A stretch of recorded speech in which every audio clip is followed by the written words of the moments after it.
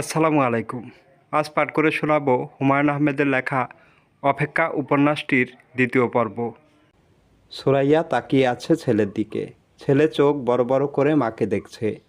সুরাইয়ার বুকের ভেতর হঠাৎ মোচড় দিয়ে উঠল। আহারে, ছেলেটাকে কি সুন্দর লাগছে! সত্যি সত্যি কাঁচা হলুদ গায়ের রং। সুরাইয়া নিজে এত ফর্সা না, তার বাবাও না। ছেলে এমন গায়ের রং পেল কোথায়? দাঁত পড়ায় ছেলের চেহারা আজ আরও সুন্দর হয়ে গেছে। দাঁত পড়া ছেলেটার অদ্ভুত মুখটায় ক্রমাগত চুমু খেতে ইচ্ছা করছে।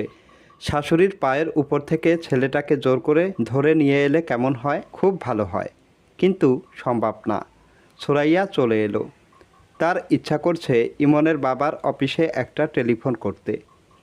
টেলিফোন করাও সমস্যা, তাদের টেলিফোন নেই। বাড়িওয়ালার বাসা থেকে টেলিফোন করতে হয়। বাড়িওয়ালা বাসায় থাকলে কিছু বলেন না, কিন্তু তিনি বাসায় না থাকলে তার স্ত্রী খুব বাঁকাভাবে কিছু কথা শুনিয়ে দেয়। তাছাড়া কারণে অকারণে টেলিফোন করা ইমনের বাবা পছন্দ করে না। হাসানুজ্জামান অনেকবার বলেছে এক্সট্রিম ইমার্জেন্সি ছাড়া টেলিফোন করবে না। আমার টেবিলের টেলিফোন থাকে না, বড় সাহেবের টেবিলে টেলিফোন। ওনার সামনে এসে কথা বলতে হয়। উনি মুখের দিকে তাকিয়ে থাকেন, খুব অস্বস্তি লাগে। টেলিফোনে ইমনের বাবার সঙ্গে কথা বলতে সুরাইয়ার খুব ভালো লাগে। তার গলাটা টেলিফোনে সম্পূর্ণ অন্যরকম শোনা যায়, খুব আন্তরিক লাগে। মনে হয় গম্ভীর ধরনের একজন মানুষ মায়া মায়া গলায় কথা বলছে। সুরাইয়ার একটা ছেলে মানুষই স্বপ্ন হচ্ছে কোনো একদিন তাদের টেলিফোন আসবে এবং সে তখন রোজ 1 ঘন্টা করে ইমনের বাবার সঙ্গে কথা বলবে। মানুষটা বিরক্ত হোক বা রাগ হোক, কিছুই যায় আসে না, সে কথা বলবেই। ছেলের দাঁত পড়ে যাওয়া নিশ্চয়ই কোনো এক্সট্রিম ইমার্জেন্সি না। টেলিফোনে এই খবর দিলে ইমনের বাবার রেগে যাওয়ার সম্ভাবনা, তবে রাগটা সে প্রকাশ করবে না। যত রাগী হোক, মায়া মায়া করে কথা বলবে। ফিরোজের জল বসন্ত, এটাও দেবার মতো খবর। সে এমএ পরীক্ষা দেবে না, এটাও বলা যেতে পারে। অনেক কিছুই আছে বলার মতো। অবশ্য আরেকটা অত্যন্ত গুরুত্বপূর্ণ খবর আছে, সে খবরটা টেলিফোনে দেওয়া যাবে না। সব খবর কি আর টেলিফোনে দেওয়া যায়? সুরাইয়া টেলিফোন করা ঠিক করলো। ভারী এবং রাগী গলার একজন ভদ্রলোক টেলিফোন ধরলেন। কাকে চাই এমনভাবে বললেন যেন কাউকে চাওয়াটা শাস্তিযোগ্য অপরাধ। সুরাইয়া হকচকিয়ে গিয়ে বোকার মতো বলল, দয়া করে ইমনের বাবাকে দিন। ইমনের বাবার নামটা জানতে পারি? সুরাইয়া লজ্জিত গলায় নাম বলল। ভদ্রলোক বললেন, আপনি ধরে থাকুন, লাইন ট্রান্সফার করে দিচ্ছি। তার প্রায় সঙ্গে সঙ্গে ইমনের বাবা মায়া মায়া গলায় বলল, কে? সুরাইয়া, কেমন আছো? সুরাইয়ার এত ভালো লাগলো যে চোখে প্রায় পানি এসে গেল। সে বোকার মতো বলে বসল, এখনও আসছো না কেন? অফিস ছুটি হোক, তারপর আসবো। শোনো, ইমনের দাঁত পড়ে গেছে, উপরের পাটির দাঁত। তাকে যে কি অদ্ভুত দেখাচ্ছে। 6 বছরে দাঁত পড়ে, ওর 5 বছর 3 মাস। ও আচ্ছা, তোমার ভাইয়ের গায়ে গোটা গোটা কী যেন উঠেছে, ওর ধারণা জল বসন্ত। সে জল বসন্ত নিয়েই বাইরে গেছে। ও আচ্ছা, আমাকে বলেছে সে এমএ পরীক্ষা দেবে না। নিশ্চয়ই ঠাট্টা করেছে। আমার কাছে ঠাট্টা বলে মনে হয়নি। আচ্ছা শোনো, এই যে হঠাৎ টেলিফোন করলাম, রাগ করনি তো? না, রাগ করব কেন? টেলিফোন করাটা তো কোনো ক্রাইম না। তোমার বড় সাহেব, উনি কি তোমার দিকে তাকিয়ে আছেন? উনি তাকিয়ে থাকবেন কেন? টেলিফোন তো আমার টেবিলে। আমাকে টেলিফোন দিয়েছে। বলো কি, কবে দিয়েছে? গত সপ্তাহে। ডিরেক্ট লাইন না, বিপিএক্স লাইন। গত সপ্তাহে টেলিফোন দিয়েছে, তুমি আমাকে বলনি কেন? এটা কি বলার মতো কোনো ব্যাপার? অবশ্যই বলার মতো ব্যাপার। আশ্চর্য, তুমি এরকম কেন? আমাকে কিছুই বলো না। আচ্ছা শোনো, তুমি আমাকে কার্ডফোনের একটা কার্ড করিয়ে দেবে। আমি রোজ তোমাকে টেলিফোন করব। সুরাইয়া শুনল, ইমনের বাবা হাসছে। আজ কিন্তু অনেকক্ষণ তোমার সঙ্গে কথা বলবো, তোমার কাজ থাকুক আর যাই থাকুক। সুরাইয়া, আজ 4টার সময় আমাদের একটা মিটিং আছে। আমাকে সেই মিটিংয়ের ফাইল তৈরি করতে হবে 3টার মধ্যে। কাজেই তোমাকে টেলিফোন রাখতে হবে। সুরাইয়া দুঃখিত গলায় বলল, ও আচ্ছা। আমি এক কাজ করি, আজ সকাল সকাল চলে আসি। তারপর কোনো একটা স্টুডিওতে নিয়ে গিয়ে ইমনের একটা ছবি তুলে রাখি, বড় হয়ে দেখলে মজা পাবে। আচ্ছা সুরাইয়া, রাখি। ইমনের বাবা টেলিফোন রেখে দিল। সুরাইয়া তারপরেও বেশ কিছু সময় টেলিফোন কানে ধরে রাখলো। পোপো শব্দ হচ্ছে। শব্দটা শুনতে এমন খারাপ লাগছে। আর কাউকে কি টেলিফোন করা যায়? ছেলের দাঁত পড়েছে। এই খবরটা নিশ্চয়ই অন্যকে দেবার মতো। বড় ভাইজানকে কি খবরটা দেবে? সুরাইয়া মনস্থির করতে পারছে না। তার বড় ভাই জামিলুর রহমান শুকনো ধরনের মানুষ। নিজের ব্যবসা ছাড়া অন্য কিছুই বোঝেন না। তিনি কোনো কিছুতে বিরক্ত হন না বা আনন্দিত হন না। সুরাইয়া ভাইজানের বাড়িতে টেলিফোন করলো। জামিলুর রহমান টেলিফোন ধরলেন এবং গম্ভীর গলায় হ্যালো বলার বদলে বললেন, কে? সুরাইয়া বলল, ভাইজান, আমি সুরাইয়া। কি ব্যাপার? না কিছু না, এমনি খবর নেওয়ার জন্য টেলিফোন করলাম। আপনারা ভালো আছেন? হ্যাঁ। ভাবি? ভাবি ভালো আছেন? হ্যাঁ। ইমনের আজ একটা দাঁত পড়েছে। ও আচ্ছা। মিতুর কি দাঁত পড়েছে? মিতুর বয়স তো ইমনের কাছাকাছি। ইমনের 2 মাসের ছোট। মিতুর দাঁত পড়েনি? জানি না। আপনার শরীর ভালো আছে ভাইজান? হুম। হজমের যে সমস্যা ছিল, সমস্যা মিটেছে? না, আছে। সুরাইয়া, এখন রাখি, আমাকে একটু পুরনো ঢাকায় যেতে হবে। তোরা একদিন চলে আসিস, জামাইকে নিয়ে আসিস, তোর শাশুড়িকেও নিয়ে আসিস। সুরাইয়া কিছু বলার আগেই তিনি টেলিফোন রেখে দিলেন। সুরাইয়া তারপরেও টেলিফোন কানে দিয়ে রাখলো। পোপো শব্দ হচ্ছে। মন খারাপ করার মতো শব্দ। তারপরেও আজ কেন জানি শব্দটা শুনতে ভালো লাগছে। মানুষের জীবনের এক একটা দিন এক এক রকম হয়ে আসে। কোনো দিন মন খারাপ হবার মতো ব্যাপার ঘটলেও মন খারাপ হয় না, বরং মন ভালো হয়ে যায়। আজই মনে হয় সেরকম একটা দিন। ব্যাপারটা কি? রাত 11টা বাজে। ইমনের বাবা এখনও আসছে না কেন? সুরাইয়া প্রাণপণ চেষ্টা করছে দুশ্চিন্তা না করতে। যেদিন সকাল সকাল বাড়ি ফেরার কথা থাকে সেদিন দেরি হয়, এটা জানা কথা। তার কোনো বন্ধু হয়তো তাকে বাসায় ধরে নিয়ে গেছে। তার ছেলের জন্মদিন বা এই জাতীয় কিছু। রাতে না খাইয়ে ছাড়বে না। খাওয়া দাওয়া শেষ করে গল্প করতে করতে দেরি হচ্ছে। সুরাইয়া বারান্দায় হাঁটাহাঁটি করছে। একবার ফিরোজের ঘরে উকি দিল, ফিরোজও ফেরেনি। তাকে নিয়ে দুশ্চিন্তা করার মতো কিছু নেই। সে প্রায়ই রাত বিরাতে বাড়ি ফেরে। একবার ফিরেছিল রাত 3টায়। কিন্তু ইমনের বাবা তো কখনো এত দেরি করে না। সত্যিকারের কোনো বিপদ হয়নি তো? বড় শহরের বিপদগুলি হয় বড় বড়, কোনো কারণ ছাড়াই হঠাৎ গন্ডগোল লেগে যায়। গাড়ির কাচ ভাঙা হতে থাকে, ককটেল ফুটতে থাকে। এক সময় পুলিশের গাড়ি আসে। বেশিরভাগ সময়ই পুলিশরা গাড়ি থেকে নামে না। যদি নামে তাহলে নিরীহ মানুষ যারা সাথেও নেই পাশেও নেই তাদের দিকে হুঙ্কার দিয়ে ছুটে যায়, লাঠি পেটা করে, মাথা ফাটিয়ে দেয়। যেদিন কোথাও কোনো গন্ডগোল থাকে না সেদিন ফুটপাতে ট্রাক উঠে পড়ে। এই অদ্ভুত শহরে নিশ্চিন্ত হয়ে ফুটপাত দিয়েও হাঁটার উপায় নেই। আজ কি শহরে কোনো গন্ডগোল হচ্ছে? পত্রিকায় তো কিছু লেখেনি। পত্রিকাটা অবশ্য ছুরাইয়া ভালো মতো পড়েনি। এখন বারান্দায় বসে পত্রিকাটা পড়া যায়, এতে সময়টা কাটবে। ছুরাইয়ার কেন জানি মনে হচ্ছে রাত 12টা বাজার সঙ্গে সঙ্গে ইমনের বাবা আসবে। তার আবার যা মনে হয় তাই হয়। ছুরাইয়া পত্রিকা নিয়ে বসলো। রাত 12টা 5 পর্যন্ত সে পত্রিকা পড়ল। কেউ এলো না। ছুরাইয়ার বমি বমি লাগছে। এই বমি উদ্বেগজনিত বমি না, এর কারণ ভিন্ন। তার শরীরে আরও একজন মানুষ বাস করছে। সে তার অস্তিত্ব জানান দিচ্ছে। মানুষটার কথা হাসানকে এখনও বলা হয়নি। আজ বলে ফেললে কেমন হয়? শুধু তার শাশুড়ি জানেন। ছেলের বাড়িতে পা দেওয়ার কিছুক্ষণের মধ্যেই তিনি নিচু গলায় বললেন, ও বউ, তোমার কয় মাস? সুরাইয়া হতভম্ব। তার মাত্র 3 মাস চলছে। কারো কিছু বোঝার কথাই না। তিনি কি করে বুঝলেন? পুরনো দিনের মানুষের চোখ এত তীক্ষ্ণ? আকলিমা বেগম ঘুমিয়ে পড়েছেন। তিনি জেগে থাকলে সুরাইয়া তার উদ্বেগের খানিকটা তার সঙ্গে ভাগাভাগি করতে পারত। তাকে কি ডেকে তুলব? না, আরও আধ ঘন্টা যাক। তাকে না জানানোই ভালো। তিনি জেগে গেলে ঝামেলা করবেন, কান্নাকাটিও শুরু করতে পারেন। এই বয়সের মানুষের মাথা ঠিক থাকে না। আকলিমা বেগমের মাথা একটু মনে হয় বেশি রকমের বেঠিক। তিনি রাতে ভাত খেয়েই ঘুমিয়ে পড়েন। রাত 1টা 1:30টার দিকে জেগে ওঠেন। শুরু হয় একা একা কথা বলা, বারান্দায় হাঁটা।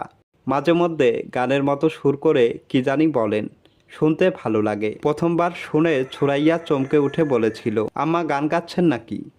হাসান বিরক্ত গলায় বলেছে, গান গাইবে কেন? টেনে টেনে কথা বলছে। কথাগুলি কি বুঝতে পারছো? না। উনি কি সবসময় এরকম করেন না আজই করছেন? প্রায়ই করেন। ফালতু আলাপ বন্ধ করে ঘুমানোর চেষ্টা করো। সুরাইয়া বারান্দায় বসে আছে। বারান্দা থেকে রাস্তা দেখা যায় না। বাড়িওয়ালা তার বাড়ির চারিদিকে উঁচু করে দেওয়াল দিয়েছে। দেয়ালে আবার সুচালো লোহার শিক বসানো, যেন চোর দেয়াল টপকে ঢুকতে না পারে। গেট আছে, ঘেটে দারোয়ান নেই। সব ভাড়াটের কাছে একটা করে চাবি দেওয়া। রাতবিরাতে কেউ ফিরলে চাবি দিয়ে গেট খুলে ঢুকতে হবে। 3 তলা বাড়ির একতলায় দুজন ভাড়াটে থাকেন, 3 তলায়ও দুজন ভাড়াটে, 2 তলার সবটা নিয়ে থাকেন বাড়িওয়ালা। এদের কারো সঙ্গেই ছুরাইয়ার কোনো যোগ নেই। যোগ থাকলে ভালো হতো। আজই বিপদের সময় এদের কাছে ছুটে যাওয়া যেত। বিপদে তারা কি করতো না করতো সেটা পরের কথা। সুরাইয়াদের পাশের ডান দিকের ফ্ল্যাটে থাকেন আব্দুল মজিদ সাহেব। বেটে খাটো মানুষ, গাট্টি গোট্টা চেহারা, মুখে সবসময় পান। সকালে যখন বিটকেস হাতে নিয়ে বের হন তখন ভুরভুর করে জর্দার গন্ধ পাওয়া যায়। সুরাইয়ার সঙ্গে দেখা হলে থমকে দাঁড়ান, অকারণে গলা খাকারি দেন। তার চোখের দৃষ্টি গা বেয়ে নামতে থাকে। ভয়ঙ্কর ব্যাপার। সুরাইয়ার কয়েকবার ইচ্ছে করেছে বলে, আপনি এইভাবে তাকান কেন? এভাবে তাকাবেন না। আমি নিতান্তই ভদ্র মেয়ে বলে কিছু বলছি না। কোনো একদিন কঠিন কোনো মেয়ের পাল্লায় পড়বেন, সে উলের কাঁটা দিয়ে আপনার চোখ গেলে দেবে। বিপদ যত বড়ই হোক আব্দুল মজিদ সাহেবের কাছে যাওয়া যাবে না। কোথাও কি টেলিফোন করা যায়? বাড়িওয়ালা সকাল সকাল ঘুমিয়ে পড়লেও তাদের ছোট মেয়েটা এবার এসএসসি পরীক্ষা দিচ্ছে। বলতে গেলে প্রায় সারা রাত জেগে পড়ে। দরজায় ধাক্কা দিলেই সে দরজা খুলে দেবে। ভাইজানের বাড়িতে? তাকে কি বলবে, ভাইজান 10টার ভেতর ঘুমিয়ে পড়েন? একবার ঘুমিয়ে পড়লে তাকে জাগানো নিষেধ। ভয়ঙ্কর বিপদ। এই কথা বললে তাকে হয়তো ডেকে দেবে। তিনি সব শুনে হাই তুলতে তুলতে বলবেন, এত রাতে কোথায় খোঁজ করবি? সকাল হোক। তাছাড়া পুরুষ মানুষ, এরা 1-2 রাত বাইরে থাকেই। অফিসে? অফিস কি কেউ রাত 1টা পর্যন্ত খোলা রাখে? হাসপাতালে? অ্যাক্সিডেন্ট করে কেউ হাসপাতালে ভর্তি হয়েছে কিনা জানতে চাওয়া।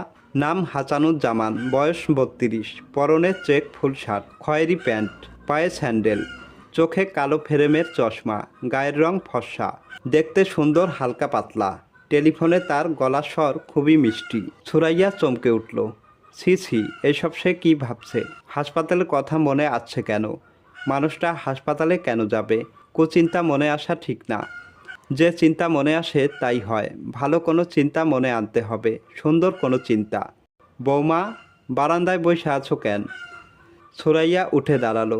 আকলিমা বেগমের ঘুম ভেঙেছে, তিনি বারান্দায় চলে এসেছে। বাকি রাতটা বারান্দায় হাঁটাহাঁটি করে এবং গান গেয়ে কাটাবেন। সুরাইয়া বলল, আম্মা, ও এখনও ফেরেনি। রাত কত হয়েছে? 2টা বাজতে 5 মিনিট। রাত তো মেলা হয়েছে। জি। তুমি ভাত খাইছো? জি না। যাও, তুমি গিয়া ভাত খাও, চিন্তার কিছু নাই। পুরুষ মানুষ 2-1 রাত দেরি করেই। এইটা নিয়ে চিন্তার কিছু নাই। বন্ধু বান্ধবের বাড়িতে গেছে, তাস খেলতাছে। ও তাস খেলে না মা। খেলে না বইলা যে কোনোদিন খেলবো না এমন কোনো কথা নাই। বিলাই আর পুরুষ মানুষ, এই 2 জাতের কোনো বিশ্বাস নাই। 2টাই ছোকছোকানি জাত। যাও, ভাত খাইতে যাও, আমি বসতেছি। যাও কইলাম। সুরাইয়া রান্নাঘরের দিকে রওনা হলো। রান্নাঘরে না যাওয়া পর্যন্ত তার শাশুড়ি এই একটা বিষয় নিয়েই কথা বলতে থাকবেন। ভাত খাও, ভাত খাও। গ্রামের মানুষের কাছে ভাত খাওয়াটা অত্যন্ত গুরুত্বপূর্ণ ব্যাপার। ইমনকে রাতে খাওয়ানোর সময় সুরাইয়ার প্রচণ্ড খিদে পেয়েছিল। খিদের যন্ত্রণায় নাড়ি পাক দিচ্ছিল। এখন একেবারেই খিদে নেই, বরং বমি বমি হচ্ছে। 1 গিলাস লেবু শরবত বানানো যায়। ঘরে আর কিছু থাকুক না থাকুক লেবু আছে। ইমনের বাবা লেবু ছাড়া ভাত খেতে পারেন না, গরম ভাত ছাড়া খেতে পারেন না। পাতে যখন ভাত দেওয়া হবে তখন সেই ভাতে ফ্যান মাখা থাকতে হবে। এমন গরম ভাত মানুষ কপি কপ করে কিভাবে খায় কে জানে। সুরাইয়া চুলা ধরালো। রাতের বেলায় হাসান যখন বলে ভাত বাড়ো, তখনই সে চুলা ধরিয়ে আধপটি চাল দিয়ে দেয়। হাসানের হাত মুখ ধুয়ে টেবিলে খেতে বসতে বসতে চাল ফুটে যায়। আজকের অবস্থা ভিন্ন।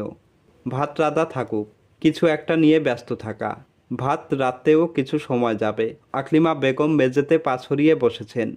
তিনি চেয়ারে বসতে পারেন না, খাটে বসতে পারেন না। রাতে ঘুমাবার সময়ও মেঝেতে চাদর বিছিয়ে ঘুমান। সুরাইয়া মেঝে মশারি খাটিয়ে দিতে চেয়েছে, তিনি রাজি হননি। মশারা নাকি তাকে কামড়ায় না।